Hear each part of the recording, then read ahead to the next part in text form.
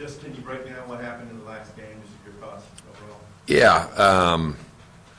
Let's start with the worst. Second half was an awful experience, and the fourth quarter in particular, we physically got whipped, and started with a opening second half drive that we had an opportunity on the third play to get off the field, and allowed a quarterback to scramble out and pick up a first down, and we played with a different level of energy and speed after that. And then we gave up the second series score where we had an opportunity on 3rd and 5 to get off the field again, and did not get that accomplished. And then again, the same energy level seemed to have dropped, and they were in their end zone, or in our end zone on the next play, I believe. And the third series, of course, was the sudden change that we gave up the reverse pass, crack, and go. So third quarter was ugly, and certainly didn't do anything that resembled our part to help win a football game. I thought the first half was a half that we survived. We did enough things to keep our football team in it, yet in giving up the 17 points, didn't do enough to momentum swing our way and put us in a favorable position. So not even close to playing good enough defense to win a football game, and obviously a football game in the SEC West. It looked like in the second quarter you guys had that goal line stand, Rich had the big, and then you got 3 and out, but it just looked like you could never, there was a lot of momentum that was just kind of waiting to explode, but it never could. To me, that's the energy piece that I talked about in a negative light in the second half. So, Auburn's got a good football team, and they got good offensive football players. We felt going into it, it was the most physical offensive line that we'd seen, and that's coming off where you just played the #1 team in the country. We give up an opening drive. I thought we did a great job of forcing the field goal after a second drive, and then we give up the drive and get the goal line stand. And the energy coming off that field on our sideline had immediately changed, and we go 3 in turnover, as you said. We go 3 and out, and we were playing at a high level. Well, we got that 3 and out, and then we had the turnover on the punt, and the hole got punched in the tire, and the air started to leak out again, and we didn't play with the same energy, and that's when they got their next score to give them their 17 first half points.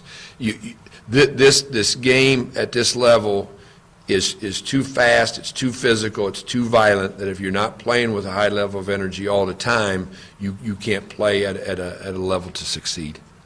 Shea Patterson, he's out for Ole Miss. I guess Jacob Hamlin, I'm butchering his name, but I guess he's going to play. What have you seen from him when he's I think he's a good football player.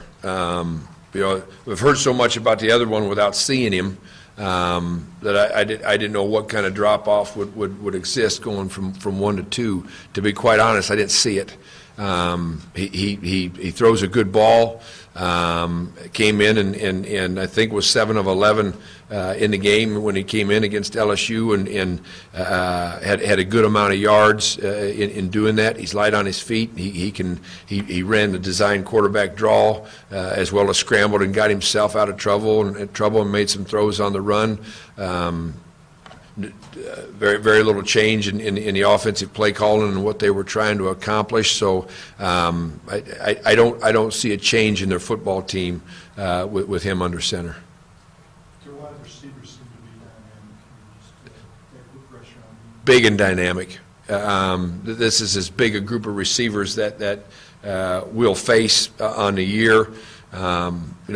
One leads him in catches, and he's 225 pounds, I believe, as a wide receiver, and you add the tight end in that mix, and he's every bit as athletic as some of those wide receivers, and he's missed 2 games earlier in the year.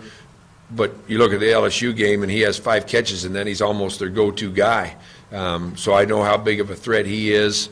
14 is extremely gifted at getting off the line of scrimmage and using his hands. 12, second in receptions, I believe, and the accolades that he acquired last year as a freshman. So, yeah, they're a very talented group, and dynamic is a good word to describe them. How disappointing were the missed tackles? I know it's something you feel every week, but the missed tackles against Auburn. How do you think that? Yeah, it bothers me. It really bothers me as a leader of the defense and a defensive coach to have that many missed tackles in a game. We work hard at it to tackle well, and there are a number of things that go along with it. And one of the things that is of the utmost importance, the more people you have around the ball and the less individual tackles you have to make in space, generally the better you tackle. And we got to do a better job as 11 of making sure that happens. Kevin's got 3 picks in the last 4 games. What's he doing to kind of, I guess, be a ball hawk? He's been very efficient with his technique. The last 2 plays that he's made, interceptions, have been just outstanding football plays. Very similar routes, a little bit different angle that he had to take. The question asked about tackling, and certainly the drill work we do in tackling is consistent. Well, the drill work that he executed on that break, it was also something that we consistently work on Tuesdays and Wednesdays in our individual, but he did it as well as you could possibly do it and put himself in a position to make the play, and then he made it. Had to work so hard on that last one to stay in bounds that he just tripped himself up and lost his footing. Otherwise, he probably ends up in the end zone.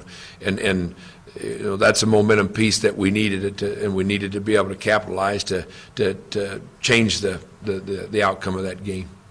Somebody that you see that's playing consistent in your group in 11? Scooter Harris. I think he probably hasn't been recognized as much for that. I say that, okay, and I say it probably because I haven't said it as much. He's just quietly been playing really, really good football for us. Not flashy football.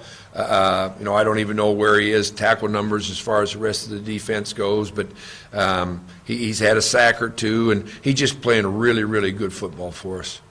Paul, as a coach, I know it's kind of the next man up thing when you have injuries, but considering the amount of injuries this team has had to key players, really how difficult is that to overcome? Well, I think mental toughness is something that if you're going to succeed through adversity, you got to have. And injuries create the adversity, and a team has got to work past it and know. Guys are obviously starters for a reason. So when it is the next man up, it's somebody that somebody else is beaten out, and they got to step up and overachieve or just achieve to help our football team win. And I think our guys recognize that. And they recognize that in the encouragement of what has to take place. And other guys in other spots maybe need to improve and play a little bit better because of that. If you'd have done a list of your top guys before spring ball. Before spring ball. Yeah, before losing Riley, all these guys you lost, like Foley and Frank, and that they would have been on that list probably. Have you ever been part of a team that's lost this many top 6 or 7 guys? Yeah, I have, and unfortunately, the outcome of several games during that period when you're on a team like that is similar to what we're going through right now. If you remember our conversations about the defense, I often reference that we didn't have any stars, but I thought we had some guys that could emerge as playmakers. And what you just described is the case with our football team. Riley Williams, Austin, Frank Ragnow's a playmaker because of what he can create and do with his ability to block. Ryan Pulley certainly is a playmaker, scoring last year on defense and the plays that he made. So you don't have a roster full of 22 starters that are all playmakers. There's guys out there that are just, do your job type of guys that allow to help the football team to win. And when you lose your playmakers, it hurts. What did T.J. Hammond show you in practice when you're going against him? Yeah, TJ's extremely quick, and I think there's two things in covering a guy and/or tackling him that you notice. A guy that has the ability to make you miss, and he can make you miss as a tackler, he can make you miss as somebody just trying to cover him or reroute him. And the second, he could do a lot of that at full speed. Some guys really have to gather and control themselves, but he could hit a cut and a route at full speed without forecasting that cut was coming. Any more questions for Coach? Just a run game with non-quarterback run game, what do they look like? Ole Miss, Yeah. they're full of big plays. The running back, I don't know how much he's talked about. He's a really, really good player. I think he has deceptive speed. I think he has exceptional vision. I think he's got great patience in allowing the run game to develop. And we were going through a list of one particular run play by scheme, and it was plus 11, plus 16, plus 35, plus 55. So the run game, in my opinion, has been good to them on our study thus far, and he's a big reason for it. Okay, thanks, Coach. Thank you.